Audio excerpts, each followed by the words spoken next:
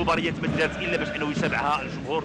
واعتقد بانه اليوم نقول بانه هذه محاوله لفائده فريق المغرب التطواني. والهدف الاول للمغرب التطواني، الهدف الاول بواسطه عبد العظيم خضروف. كانت محاوله جيده، يعني اختراق ديال دفاع فريق النادي القنيطري. عبد العظيم خضروف في المكان المناسب. ولاحظوا بانه الاحتفالات ديال جماهير المغرب التطواني وكذلك يعني جماهير النادي القنيطري في صوره مثاليه، والمغرب التطواني ياخذ يعني التقدم في هذا اللقاء من مكان عمل كبير اللي قام به اكيد ياسين الكحل. تابعوا مرة أخرى عبد العظيم خضروف في اتجاه ياسين الكحل.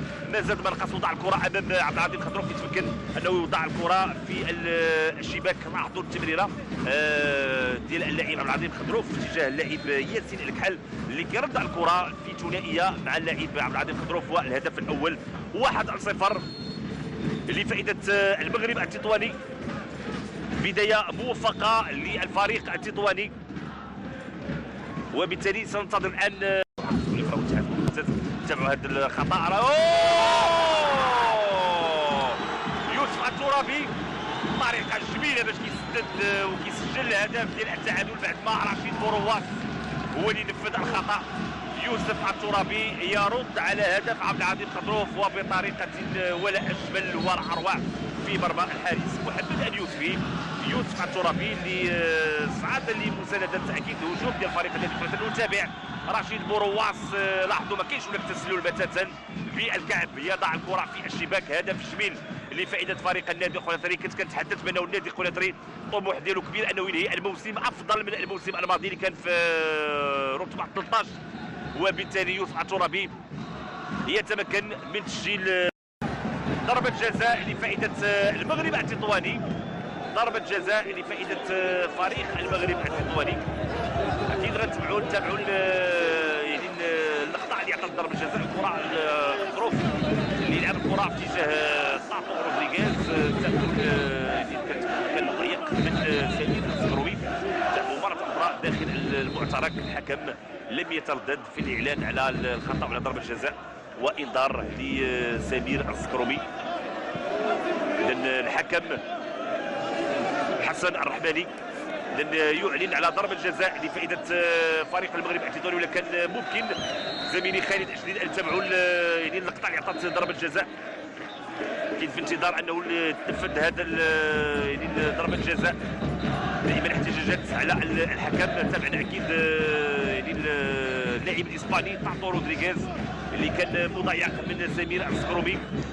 الحكم اللي كان قريب من العمليه. يمكن نتابعوا اكيد ضربه الجزاء اللي غادي ينفذها عبد العظيم خضروف. بعد ذلك يمكن نرجعوا لهذه اللقطه. عبد العظيم خضروف غادي يكون وجها لوجه مع الحارس على المسكيني، وفرصه امام المغرب التطواني للعوده من جديد في النتيجه، وبالتالي خطف التقدم بعد ما كان متقدم 1-0. عبد العظيم خضروف امام علاء المسكيني. انتظار الصافره ديال الحكم.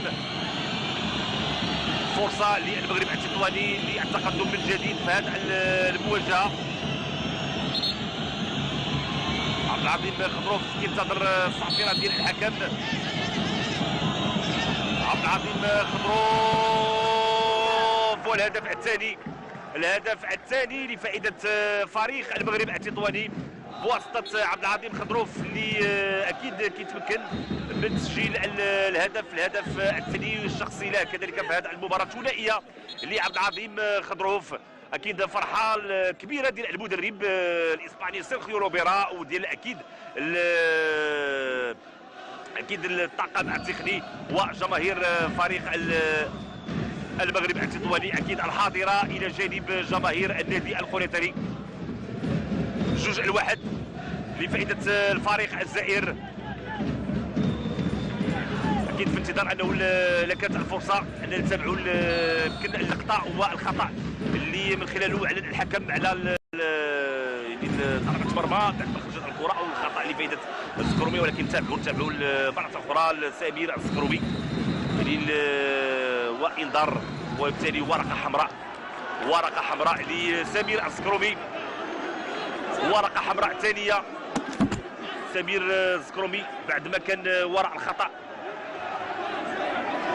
بعد اسقاط طاطو رودريغيز واللي عطى ضربة جزاء اللي نفذها عبد العظيم خضروف. يونس الحواصي يتمكن انه مرة اخرى يسقط سمير الصبرومي الان اللي كيغادر الملعب. هناك احتجاجات على الحكم حسن الرحماني. اذا ضربة جزاء الثانية في هذا المباراة في هذه الجولة الأولى لفائدة المغرب التطواني، اللي أمامه فرصة من أجل إضافة هدف ثالث. الحكم كيطلب من لاعبي الفريقين أنهم يكونوا خارج المستطيل ديال العمليات. إذا ياسين الكحل هو اللي غادي ينفذ ضربة جزاء. ياسين الكحل وجه لوجه مع الحارس علاء المسكيني. ياسين الكحل غادي ينفذ ويسجل اذا الهدف الثالث لفائده فريق المغرب التطواني، ان بواسطه ياسين الكحل بعد ما يتمكن عبد العظيم خضروف من تسجيل ثنائيه. اذا الهدف الثالث لفريق المغرب التطواني. تابعوا مرة أخرى. إذن مرحبا بكم مشاهدينا الكرام من جديد. إذن 7 أهداف خلال هذه المباراة عكس المتوقع. إذن المغرب التطواني ينهي المواجهة بفوز مهم من قلب ملعب البلدي للقنيطرة، ويفوز على نادي القنيطري ب4 أهداف ل3. ونتذكر مشاهدينا وإياكم الأهداف السبعة. إذن المغرب التطواني كان سباقا إلى التسجيل في حدود الدقيقة 4 ثم الكاك يعدل النتيجة. بعد ذلك المغرب التطواني يضيف هدفه الثاني من ضربة الجزاء في حدود الدقيقة 29 ثم يعود المغرب التطواني ليضيف هدفه الثالث خلال الشوط الأول. ومع بداية الشوط الثاني النادي القنيطري يقلص النتيجة ويسجل هدفه الثاني في المباراة عن طريق اللاعب أيوب القعدوي. يعود المغرب التطواني ليسجل هدفه الرابع في هذه المباراة عن طريق اللاعب ياسين الكحل. ثم النادي القنيطري يعود من جديد ليسجل